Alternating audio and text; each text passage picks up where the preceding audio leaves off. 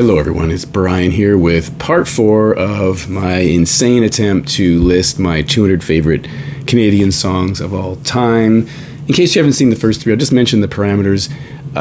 Firstly, I'm only choosing one song per artist, that way I don't get like repeated artists on the list. And secondly, I have to own the album in order for it to be on the list, or I have to own the song at least on some format. Now, I'm making one exception, and the exception appears in this video.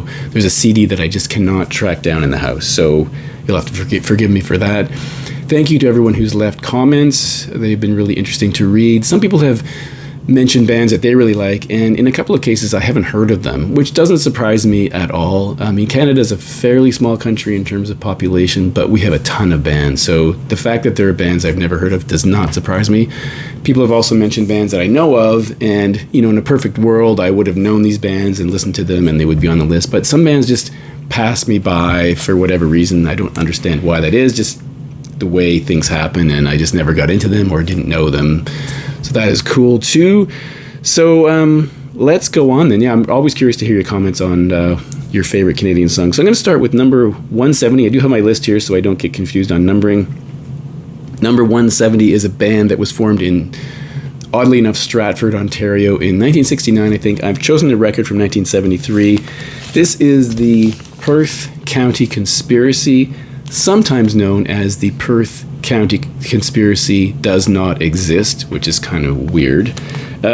So this came out in 1973, and it does have a weird presentation here because many of these records were released differently. So some just came in a white sleeve. My copy never really had a sleeve. There is an inner sleeve, but I don't know whether the sleeve was lost. The other weird thing about this record from 1973 is that it has 2 titles. Mine's called Rumor, but some others are called the What School Bus Tour, which is a little bizarre. My reading of this band, and I don't know a lot about this band, they're kind of a bit of a mystery to me, is that there were upwards or around 30 different members over time, many of them hailing from a commune somewhere near Stratford, as I understand it. So very strange. But they're a psych band with some folk elements. This is the only record from them I've ever heard. I do know their cover of Hurdy-Gurdy Man, which I think is fantastic. The other weird thing about this record is it comes with many different inserts, and judging by the record for this album on Discogs, I am missing a couple. Some of them had a feather, some of them had writing on it, some had addresses written on it. As I mentioned, this is called Rumor, and so my copy happens to have the single-sided drawing of a school bus, hence What School Bus Tour, so Rumor here. A little crinkled, the back is blank. And then there's mine has another insert, which is a very strange kind of order form for things you see on the front here, which may be difficult to see, but you'll see there's some toys. And so on the back you have a price list. So the Embro Express train is $25. The rocking horse with felt on the head is either $30 or $33.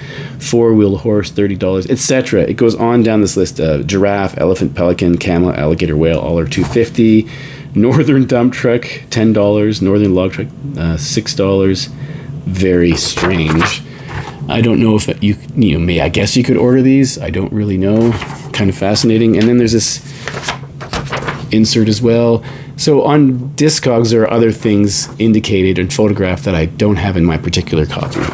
So a very strange psych band from Stratford, Ontario. And this is it's on Mushroom Music. So this my copy doesn't actually see the name of the band, it just has the title of the record, Rumor. And I've chosen a song called Sad Stories, which is the second song on this side, which I think is side A. This side A is 20 minutes, side B is just over 20 minutes, right? So this is a mono pressing as well. So very strange. I wish I had more information to tell you about this band, but I just don't. And they're very odd. Well known, though, in some respects. But Perth County Conspiracy, number 170 with Sad Stories. Now, number 169 is a person I mentioned quite recently in a recent finds video, so I probably won't say too much about him. That is Mendelsohn Joe, formerly Joe Mendelsohn. This is called Not Homogenized from 1979. Of course, he was in McKenna Mendelsohn Mainland, the Canadian blues rock band. And in a previous video, I talked about how he is some sort of political firebrand, an outsider in terms of his personality, I guess, also in terms of his music. I think you'd call him outsider music. He's an artist, so you can see he painted this. He is a musician, of course. Wrote a lot of letters to the editor and that sort of thing. Switched his name around from Joe Mendelsohn to Mendelsohn Joe, and later died through a process called MAID in Canada, Medical Assistance in Death, which is assisted suicide, really. A really interesting record. This is the first Joe Mendelsohn or Mendelsohn Joe record I ever owned. And on side A at the end, there's a track called Everything is Weird. I delivered in this really interesting vocal styling. He's just talking about the fact that everything in the world is weird. He likes Walter Cronkite, but he talks about nuclear reactors, prostitution, prime ministers, etc., which I've always thought was interesting. This is on the Boot label, not homogenized by Mendelsohn Joe, and Everything is Weird at number 169. 168, we have a Canadian rock band originally formed in Regina, and yet they moved to Winnipeg, which is something that's a little confusing to me. Anyway, they were well known. They played my high school before I was ever a student there. Fairly well known in Canada. I'm not sure how well known they are outside of Canada. This is a band called Streetheart. They were best known for two cover versions. They did a cover version of the Rolling Stones' Under My Thumb, and they did a cover version of Here Comes the Night from them. Both were really well done, I think. This happens to be a best of collection from 81. The song I'm choosing was from 1978, and it's the title track of this package called Action, which is listed here. Kenny Shields, the singer, I think he was the guitarist, died a few years ago. I think 9 or possibly 10 years ago. This particular collection does have those two cover versions I mentioned, which I think are quite good. And the song Action, I think, has a really cool bass line. Definitely a rock song. Would not put it in any sort of alternative or alt-rock category. It's definitely a rock song. This really interesting WIA label.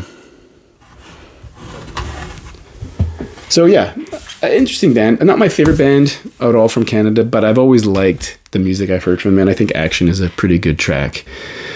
Number 167, we have to go to a CD for a band called, I'll take it out of the case. The case is a little cracked and some glare. This is a band from Guelph, Ontario called Royal City, and if you know anything about Guelph, you know that its slogan is Royal City, because Guelph had been at one point the surname of the royal family before they changed it to Windsor. I think they did that because of the First World War and the anti-German feelings that were around. Also, interestingly enough, the city of Kitchener in Ontario used to be called Berlin. It also changed its name because of European wars. So a band that's formed in Guelph. This band is an indie rock band on the Three Gut Records label. They worked with a lot of people. Like, you'll find collaborations with various people. As I say, indie kind of rock. This is their second album called Alone at the Microphone. Weirdly, the singer, and I didn't know this till quite recently, his name's Aaron Riches, was forever memorialized. Well, he's still alive, but he was the subject of a book written by Robert Munsch, who is he still alive? I'm not sure. He was a Canadian children's author, someone I didn't really love, but he wrote a book called Aaron's Hair, like a picture book for kids.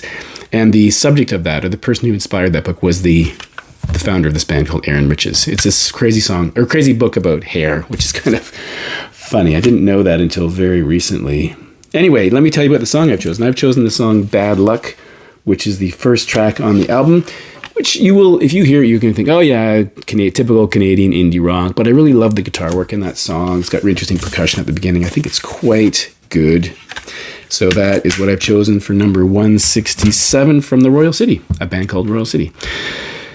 Okay, there's maybe a hint of folk in that music as well. Okay, number 166, a band that I actually adore because they're just so quirky, is this alternative parody funk metal band called Look People. And this is Small Fish, Big Pond. And I'm realizing now I could have chosen this record for my, when I did Vinyl Richie's first contest entry about shirtless men. Here we have a shirtless man. This band's led by this guy called James B. Jaymz, and then Bee. Really interesting fellow who went on to become sort of like an MC and wrote a book called Cocktail Parties for Dummies. So their music is a bit of a weird mash between this sort of almost funk metal with some comedy. And so here's the back. They're also known for two interesting cover versions. On this record, they cover King Crimson's 21st Century Schizoid Man. On their next record, they covered Low Rider by War. And the song I'm referring to, this is from 1990, by the way, this album. The song I'm choosing is Guido, which is track 7. You'll never be able to see it there. But it's a song about a man who is trying to get away from this guy called Guido because he owes him money. So James B., great Bob Scott is on here, Clayton Tyson, and also Kevin Hearn, who later joined, I think later joined the Bare Naked Ladies. He also was a member of the Rheostatics recently and of Lou Reed's touring band at one point. So here's the inner sleeve. And so Guido, it's like I owe a lot of money. I owe a lot of money to a guy named Guido. I'm looking over my shoulder and I'm screening my calls. I can't wait till it's over once and for all. So he talks about being nervous, that he owes this guy money, that he's financially drained. He's talking about he's not into cement. I'm allergic to brass knuckles. I gave up switchblades for Lent. Anyway, it's kind of one of those funny tracks about owing money. And this label is kind of insane. You're never going to be able to read anything on there. So this was their debut full-length record from 1990. So 166 we have Guido. By the way, they have a really funny song called Lousy Lover, which is hilarious. Number 165 is another one of those people who was born overseas. This guy was born in Glasgow but moved to Scarborough as a child and grew up as a child and grew up in Scarborough and became a musician in Scarborough. So I'm including him here. Someone who's really popular in Canada, but I'm not sure where else he's popular. I don't know what sort of inroads he made in the United States, but this guy called Gowan, or Lawrence Gowan, or Larry, I believe, to his friends. This is called Strange Animal from 1985. This album was massive when it came out, at least here, partly because of the videos. There's a video for the title track, Strange Animal, and also A Criminal Mind, and other ones as well. It features 3 members of Peter Gabriel's band, Jerry Marotta, David Rhodes, and Tony Levin. So it's essentially a Peter Gabriel album with a different singer, really, in some respects. He later became, and still is, the singer or keyboardist with Styx. I'm not really a Styx fan, but I do know that the music he recorded with Styx has been well regarded critically, but it didn't really sell very well. And he's been touring with them for quite a while, I think. So Gowan, Strange Animal from 1985. By the way, I didn't tell you the song I'm choosing, and the song I would choose at number 165 is A Criminal Mind, which I think is a pretty engaging track. Now, not everyone liked his voice because he sounds a little bit like John Anderson in some ways, maybe crossed with someone else, and many people didn't really appreciate that. So it is a strange voice, but I kind of like that song, A Criminal Mind. Number 164 is a CD I cannot locate. It's from a well-known Canadian singer called Alanis Morissette. I'm sure you know who she is. Her first 2 records were kind of weird. They were dance pop, even teen pop, really bubblegum kind of music. And then she took 2 or 3 years off and came back with this monstrous album called Jagged Little Pill that just blew up everywhere. Everyone I know was listening to that album. So I've chosen You Ought to Know at number 164. She's from Ottawa.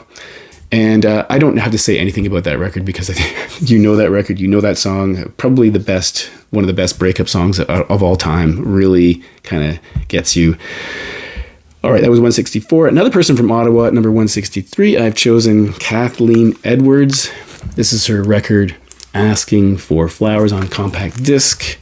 She's a singer-songwriter, kind of a folky approach to her music.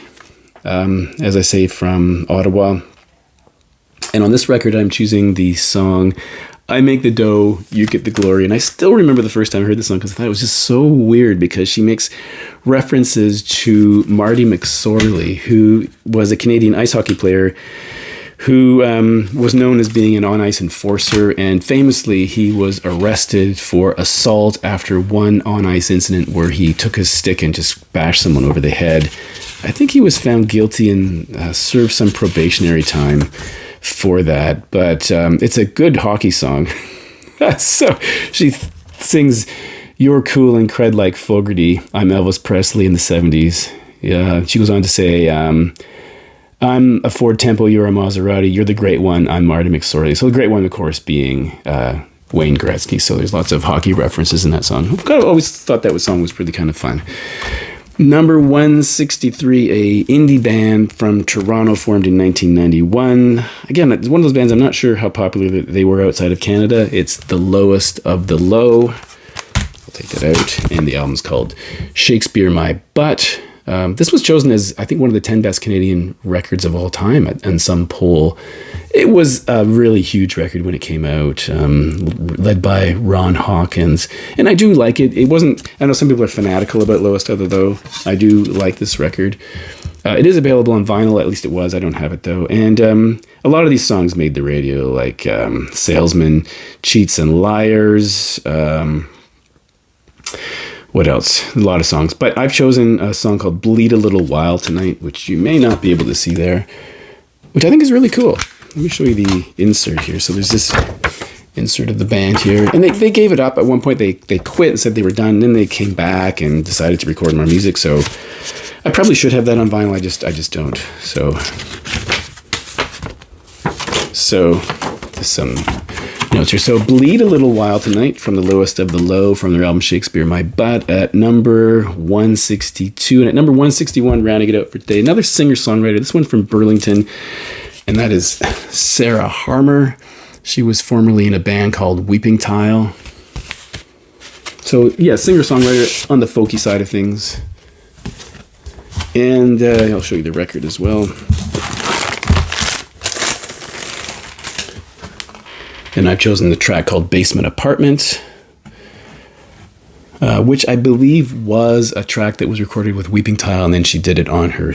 This is nominally, well, I guess it's really her major label debut. There was an album that came out before this, I think. It's, again, she's one of those people you probably wouldn't expect me to have in my collection, but I think she's got a really interesting voice, and maybe not my...